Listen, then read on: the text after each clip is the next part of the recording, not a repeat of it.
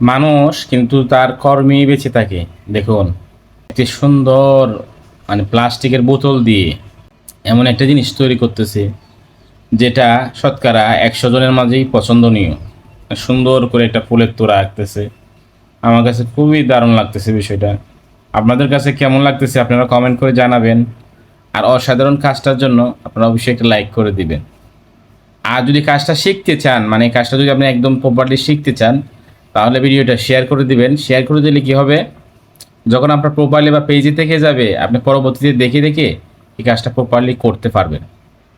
তো এই দারুণ একটা আইডিয়া দিল আমাদেরকে। আসলে সুন্দর ছোট কাজ হতে পারে এই কাজটা, কিন্তু তবে আকর্ষণীয়।